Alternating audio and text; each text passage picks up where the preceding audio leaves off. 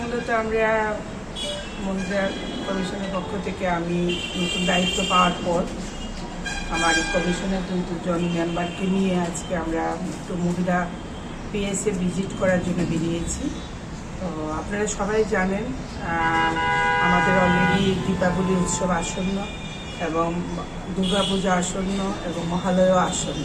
সেই পুজো পার্বণকে সামনে রেখে আমাদের মহিলা পিএসএ কী ধরনের স্ট্রাকচার, কী ধরনের পরিধি, কী ধরনের ব্যবস্থাপনা রয়েছে যেন মহিলাদেরকে সুরক্ষা দেওয়ার জন্য পূজার আনন্দটাকে যেন মহিলারা ধরে সারা রাতব্যাপী যে পুজোর উৎসব ওরা মেতে উঠে সেটাকে সুরক্ষিত রাখার জন্য ওনারা কী ধরনের স্ট্রাকচার নিয়ে কাজ করছেন বা কী চিন্তাভাবনা রয়েছে সেটা তো অবশ্যই আমরা ওনাদের সঙ্গে আলোচনা করেছি।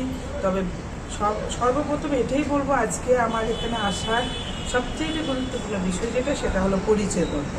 কারণ আমি দায়িত্ব নেওয়ার পর ওনাদের সঙ্গে আমার পরিচয় হয়নি। তা ওনাদের সঙ্গে আজকে পরিচয় করা এবং আমার খুব ভালো লাগলো সেই ওয়েস্ট পিএসএ আসার পর এখানকার যিনি চার্জে আছেন আমাদের স্বস্তি দাস যিনি আছেন দায়িত্ব, উনি ডিটেলস আমাদেরকে সব ঘুরিয়ে দেখালেন, কথা বললেন, অনেক বিষয় নিয়ে আমাদের মধ্যে আলোচনা হয়েছে। আমরা আগামী দিন উনিও প্রতিশ্রুতি দিলেন আমাদেরকে যে আমাদের রাজ্যের মাননীয় মুখ্যমন্ত্রী যেটা চাইছেন এই রাজ্যের মহিলাদের সুরক্ষা প্রদান করার বিষয়টাকে উনি যেভাবে গুরুত্ব দিয়ে ভাবছেন সেটা আজকে আমি ওনার মুখ থেকে সেই বিষয়টা পেয়েছি যে চলুন আমরা সবাই মিলে মহিলা কমিশনারের জন্য ভূমিকা থাকে এবং আমাদের পিএসসি যারা মহিলারা কর্মরত আছেন ওনাদের ভূমিকাকে একসাথে করে যেন আমাদের রাজ্যের মহিলাদের পাশে আমরা দাঁড়াতে পারি, তাদেরকে সুরক্ষা দিতে পারি। এবং অ্যাওয়ারনেস প্রোগ্রাম নিয়ে আলোচনা হলো যেন আগামী দিন আমরা এই পুলিশ ডিপার্টমেন্টের মাধ্যমে যে অ্যাওয়ারনেস প্রোগ্রামগুলি হয় এবং আমাদের ওমেন কমিশনের মাধ্যমে যে অ্যাওয়ারনেস প্রোগ্রামগুলি হয় সেগুলি সংখ্যা বাড়িয়ে দেব এবং মানুষের সুরক্ষার জন্য আমরা কাজ করবো। আজকে মূলত এই বিষয়ে আমাদের এখানে আসে। কয়টা থানাতে ভিজিট করলেন? আমি এই তো যদিও আমাদের একটু টাইমটা লেট হয়ে গেছে, আমরা আজকে দুটো মহিলা পিএসএ যাচ্ছি, তো ওয়েস্টে এসেছি, এখন আমরা ইস্টের জন্য বেরিয়ে যাব। ধন্যবাদ। একদিন বাদে মানে বিশেষ করে মহালয়ের দিনটা ছেলেমেয়েরা যেভাবে বাইক দিয়ে চলাফেরা করে কি বলবেন এই মেসেজটা?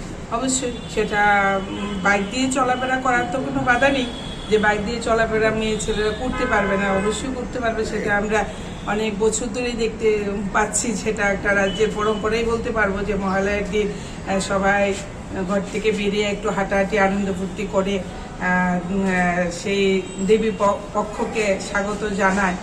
তো সেটা ভালো বিষয়, কিন্তু সেই বিষয়টাকে সামনে রেখে আমি অবশ্যই একটা কথাই বলবো যে আমরা আমাদের সমাজের যে পরম্পরা যে আমরা সুরক্ষিতভাবে একটা মাতৃশক্তিকে সামনে রেখে, যেহেতু দুর্গাপূজা একটা মাতৃশক্তির আহ্বান করছি, তা আমরা আনন্দের পাশাপাশি সবাই মিলে আমরা সেই দিকেই খেয়াল রাখবো যেন রাজ্যে প্রত্যেকটা ঘরে ঘরে যে মেয়েরা রয়ে গেছে, প্রত্যেকটা ঘরে ঘরে যে নারীরা রয়ে গেছে, সেই প্রত্যেকটা ঘরে ঘরে যে মায়েরা রয়ে গেছেন, সেই দেবী পক্ষের সূচনায় সেই মাতৃবন্দনার প্রাক লগ্নে যেন সেই নারীর শক্তির উপরে কোনো ধরনের অত্যাচার, কোনো ধরনের নিপীড়ন, কোনো ধরনের দুর্ঘটনা জনিত ঘটনা যেন না হয়। সবাইকে একটাই আহ্বান রাখবো যে সবাই আমরা আনন্দ ফুর্তি করবো, কিন্তু মাতৃশক্তিকে, নারী শক্তিকে সুরক্ষিত করে। কারণ সবারই ঘরে মা রয়েছেন, সবারই ঘরে সন্তান রয়েছেন, সবারই ঘরে নিজস্ব ফ্যামিলি রয়েছেন, তো সবারই দায়িত্ব কর্তব্য রয়ে গেছে যে প্রত্যেকটা অংশে নারী শক্তিকে সুরক্ষা প্রদান করা।